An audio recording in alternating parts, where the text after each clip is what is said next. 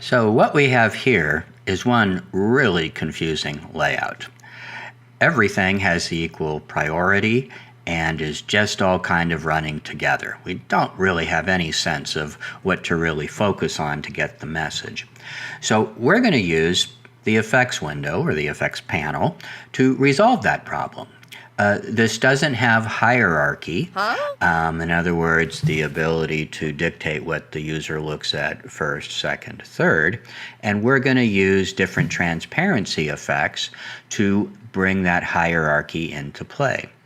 So my thinking is I really want the big Wilbur to be top of the food chain, so to speak, and then the stamp, the certified stamp, to be kind of second priority, and that I really want those pigs in the background to be what they're meant to be, kind of a pattern, like wallpaper behind somebody.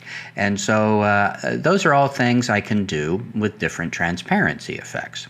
So before I get started, one thing I can do to help the background fade away is to minimize the contrast between the pig, between Wilbur and the background.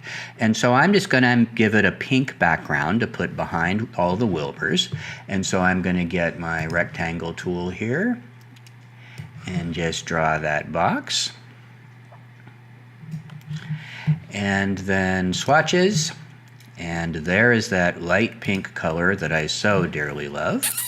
Now obviously it is covering up everything. Do not panic, keep your cool. Merely go to the object menu and pull down to arrange and say send to back.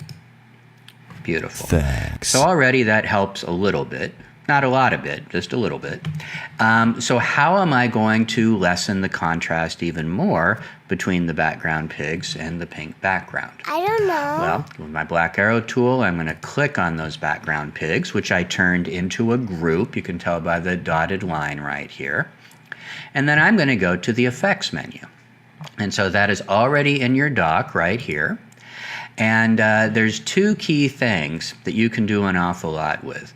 One is opacity, where you can just start to give the images some transparency, and that will actually make them start to disappear into the background.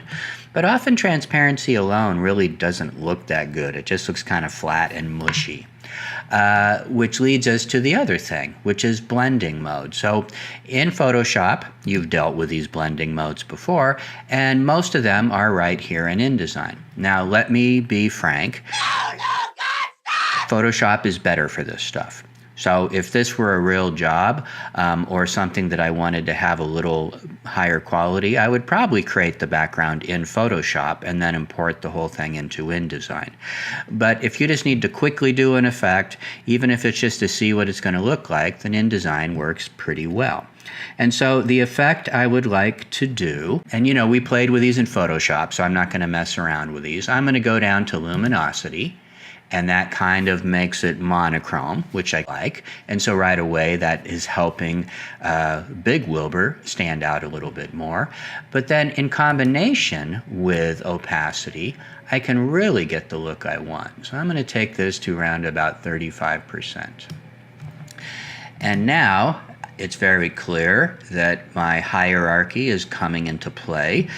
These two are 1 and 2 in importance, and the background Wilburs are tertiary in importance. Tertiary is a very fine word that you should use whenever you can because it makes you look smart. Even if you don't know what it means, just say tertiary, and people will look at you, with awe.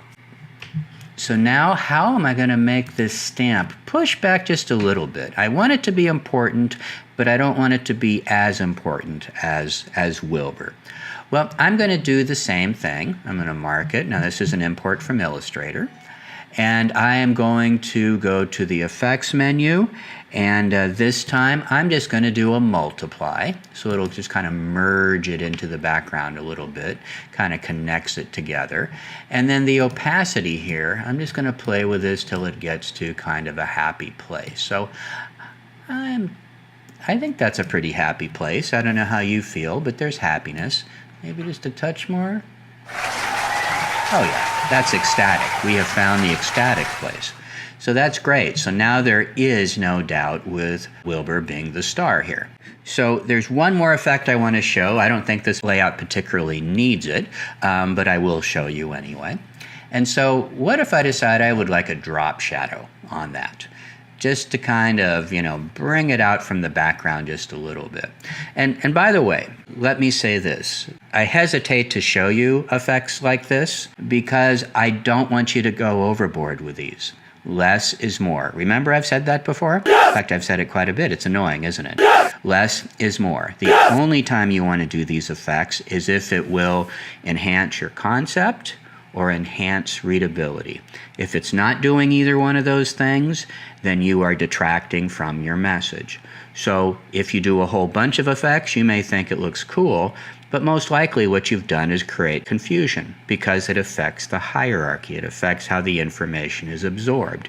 Your job is to help people focus on the information you want them to get. That's your job. And so keep it simple. Only use these if it helps your concept or readability. Sir, yes, sir! Okay, that said, let's do something totally superfluous. And if you look at the bottom of this effects window, there's a little FX button. Now, again, you can get this in the control window as well. You can also get it from a menu up top, but I find this very easy. And that will drop a menu. And so one of the choices here is drop shadow. And that will open up this window. I have the preview checked, so it's giving me a preview. Now, that is totally awful. I can't even read it anymore, so obviously that's a bad thing.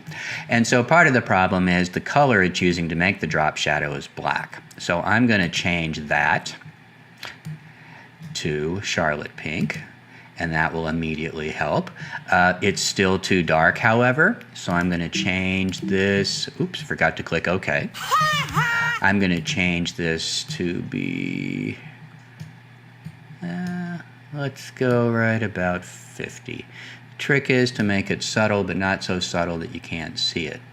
Now you can also control the direction of the light. So right now the light is coming from, upper left. I want it to come from straight up, which will kind of mimic the lighting on the pigs. And then, so I'll just pull that line up to 90%. Beautiful. So now the distance of the shadow to the object is a little bit much. So I'm going to change that. So I'm just going to go down a little bit. Too much there. Just go back down one more. And then the size of this. So in other words, how spread out is the shadow? So if I go bigger, it will just kind of softly feather a little bit. And so that's good. I'm going to say this is fine. It's there. It's not distracting. Although I do think maybe that logo needs to be a little bit darker. So I'm going to click OK. And then I am going to go into the box here, and you'll see that this has a multiply and 50% opacity. So I'm just going to pull my opacity up a little bit. Let's say 60%, and then I am going to say done. Okay, so that's it. The effects are an awful lot of fun. I do encourage you to play around with them. Just be careful how you use them. Really make sure you are focusing the viewer's attention and increasing the power of your message. Whatever. P.S. I like this one better. What do you think? See, this is the curse of doing this stuff, is you're never done. There's always something else you can try. And this is what will make you crazy. But then you also get to better designs too, so whatever.